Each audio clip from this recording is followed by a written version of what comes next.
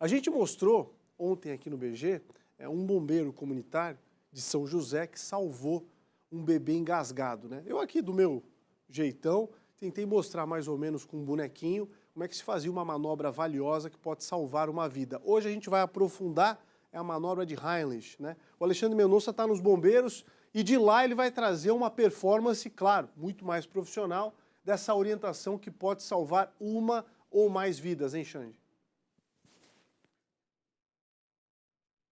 É verdade, Polito. Aliás, esse é o tipo de problema, né, de situação, de acidente, mais comum do que a gente pode imaginar, sabia? Porque aqui no Brasil, por exemplo, aqui, ó, de 2009 a 2019, durante esses 10 anos, foram mais de 2.100 acidentes envolvendo algum tipo de engasgo, né? Ou seja, por alimento, ou por saliva, ou mesmo com algum objeto, né? Que a criança põe na boca, não sabe, né? Às vezes tem menos de 1 aninho de idade. E realmente esses tipos de acidentes acontecem geralmente com crianças com menos de 7 anos de idade. E nesses casos, a grande maioria, com menos de 1 aninho de idade também. Foi o caso que o bombeiro comunitário, o Paulo Vinícius Rampinelli, tudo bem, Paulo, recebeu aí nessa semana. Aliás, não foi o primeiro caso, né, que você recebeu. Já há um tempo atrás também uma criança apareceu aqui, quer dizer, os pais apavorados apareceram também com o mesmo problema. Isso, assim como você relatou, é uma situação um tanto quanto comum, né? Na primeira situação, a gente atendeu uma criança que a gente não estava nem preparado para receber ela, né? Os pais passaram por aqui, entraram com o carro, e estavam tão nervosos que eles não conseguiam nem relatar o que estava acontecendo, eles só me entregaram a criança e eu fui ver que ela realmente estava engasgada e proceder com as manobras que deveriam ser feitas, né? E na última semana a gente atendeu também um casal que entrou em contato com o Corpo de Bombeiros e por orientação do COBOM, que é a nossa central, que recebe essas chamadas, né? Trouxeram a criança aqui. Então, eles nos informaram, nós nos preparamos para receber eles aqui e para poder fazer o melhor atendimento possível, né? E ali, por exemplo, naquela criança da semana passada, da outra semana, foi alimento, não?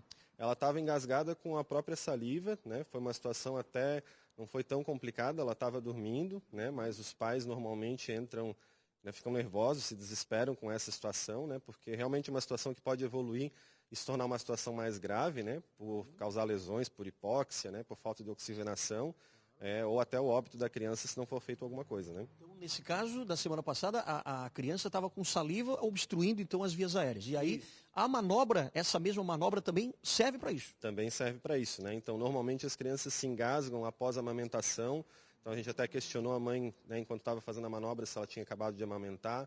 Ou eles ingerem algum brinquedo, alguma coisa que tem próximo, né? Clips, ou estão se alimentando, tomatinho cereja, coisas pequenas que elas possam colocar na boca, obstruem a via aérea com facilidade. Então, sempre tem que ser observado por um adulto. Então, vamos mostrar aqui, ó. Assim que, por exemplo, os pais chegaram aqui, apavorados, chegaram e entregaram a criança para você. Qual é a posição que você pega a criança? Mostra para a gente como é que funciona. Primeira coisa, a gente checa como é que está o estado da criança, né? Então, se ela está responsiva ou não, né? Num lactente, a gente normalmente verifica a sensibilidade do pezinho, se ele se movimenta, né? Se é um engasgo total ou parcial. E em havendo a necessidade, a gente executa a manobra, né? Então, a manobra de desobstrução funciona da seguinte forma. A gente vai apoiar a cabeça da criança com a mão, vai usar a gravidade ao nosso favor, mantendo o corpo da criança inclinado, evitando que a cabeça fique flexionada ou hiperestendida, né? Mantendo ela em posição neutra, e a gente vai iniciar fazendo as compressões, 5 de um lado, ou a gente vai fazer a tapotagem, também segurando o rostinho da criança, com 5 tapas entre as escápulas, certo?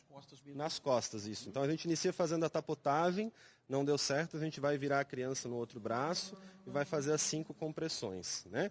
Normalmente, se for um engasgo, com esse tipo de procedimento, a gente já consegue solucionar. E aí, a primeira resposta que a gente tem, a criança vai começar a se movimentar e ela vai chorar, né? Então, a gente vai colocá-la em posição lateral de segurança, certo? Vamos deixá-la lateralizada, porque ela pode expelir saliva, né? Ou até mesmo o material que estiver engasgando ela, né? O objeto, né? Ou até leite materno. A gente vai procurar manter a boca dela, as vias aéreas abertas, né? E pérvias, que a gente fala, que é quando não há nenhuma interrupção. Tá? Então, depois dessa manobra é que a criança já naturalmente vai expelir. A gente consegue perceber que ela voltou. E o instinto dela normalmente é chorar. Então, a gente procura manter ela nessa posição para evitar que ela broncoaspire, que ela né, se engasgue novamente. Tá? Essa manobra aí, o que que ela faz dentro da criança?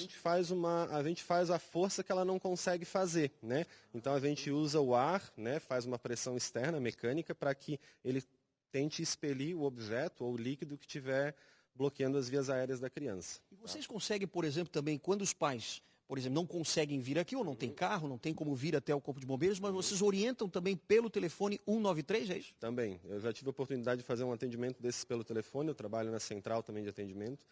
E a gente tem que ser rápido também, porque enquanto a gente está deslocando uma equipe, né, para fazer o atendimento presencial, a gente presta esse atendimento e essas orientações pelo telefone, né, buscando sempre uma pessoa que esteja capacitada, né, ou mais calma, né, naquela situação, né, que possa auxiliar e escutar as nossas informações, né, pelo telefone, né. O que é muito importante é, ao realizar esse tipo de manobra, você sempre tem que ter uma equipe em deslocamento. Então, sempre entre em contato, né, com o 193 ou com o 192, solicitando apoio para essa situação, porque não adianta a gente prestar esse tipo de atendimento se o atendimento presencial não está em deslocamento. Perfeito. Está aqui então, essa é a manobra para desafogar a criança, para desobstruir, né, as vias aéreas, justamente para ajudar você, né, que é pai, que é mãe, que pode passar por uma situação dessa, e a gente sabe o quanto é complicado para um pai e para uma mãe passar por isso. Com certeza, acho que uma informação simples, uma manobra simples, que os pais podem, né, aprender facilmente, que faz a diferença na vida das crianças. Paulo Rampinelli, obrigado e parabéns pelo trabalho, hein? Imagina. Parabéns mesmo. Obrigado pela participação e por demonstrar aqui um serviço, né, para todos vocês aí de casa, saberem também como proceder num caso como esse, né, Polito? Volto contigo. Com certeza, viu? Passando por uma situação como essa, te digo, é um negócio mais apreensivo, alguns dos mais apreensivos que você ainda vai enfrentar pela vida. Tem que ter frieza de pensamento, calma, e vale a pena aprender, né? Porque a técnica faz toda a diferença. Só a título de curiosidade, sabe com quem eu aprendi essa técnica? Nem pai eu era. Coronel César Nunes. Coronel, muito obrigado pelas aulas. Hoje ele comanda um setor específico da Defesa Civil. Naquela época ele ainda era sargento e já fazia um grande trabalho. No momento em que a gente se reuniu lá e aprendi a técnica, já faz tempo, veja só, mais de 20 e poucos anos depois, fui aplicá-la, né? E deu certo. Vai em busca de informação.